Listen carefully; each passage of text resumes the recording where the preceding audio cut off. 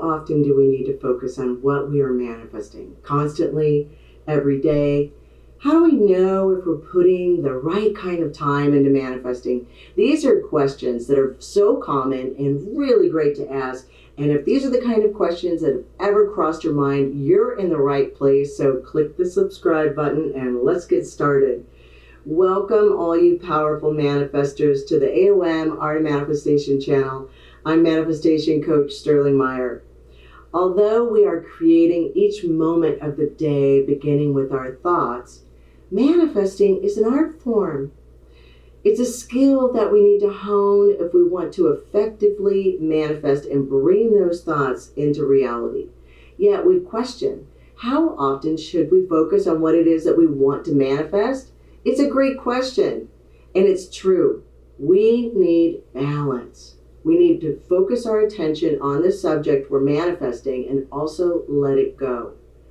But how do we know we're doing it in the appropriate measures?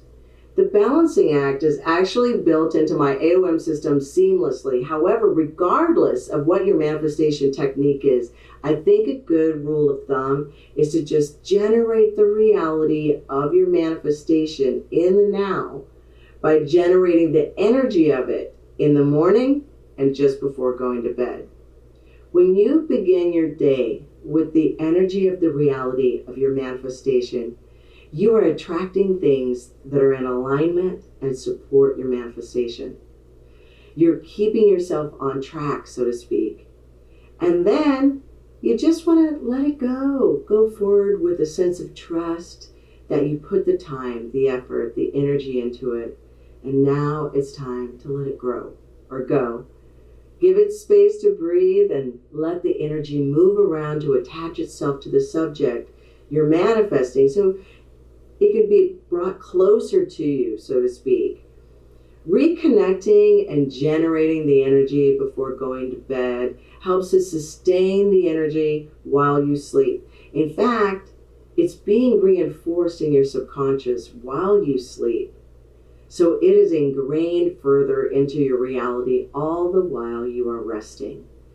Our subconscious is responsible for the way we feel and the way we behave. So clearly we want our deepest desires to reside there so it can quickly materialize. Speaking of burning desires, many of us have such a burning desire that we just get obsessed with manifesting it into our lives. We can't stop thinking about it, which is more like strangling the very thing that we want to bring to life. Obsessing is another way of just expressing our fear of failure, being doubtful, being desperate, all of which translates into blocks that I call inauthenticities, which are rooted in fear. And fear is the root of all blocks. Blocks negate our ability to manifest what we want and is the reason for manifesting all the things we don't want. You see how we can easily manifest backwards, creating things that we don't want versus things we do want. So letting go is saying, I trust the creative universe, heard my desire to create and experience what I truly desire to manifest, and it's on its way. Then we just go about our day and we practice being present to the things that are going on. We engage with what's going on moment to moment throughout the day, giving it our full attention. When you reinforce morning and night the energy of the experience of what you are manifesting, you're creating the necessary balance needed for manifesting. So apply the same approach as you would, like, say, you're ordering from a menu at a restaurant. Right? So you decide on what you want to experience. You decide on the subject you want to manifest. By noticing what desires that you have about what you want to manifest. Okay, what resonates with you? What speaks to you? All right, now that you've decided what you want to experience, you then co-create.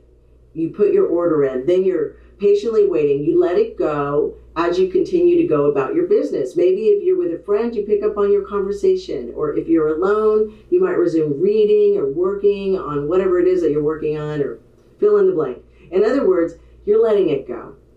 You're not being worried. You're not overthinking. You're not being doubtful or anything of that nature.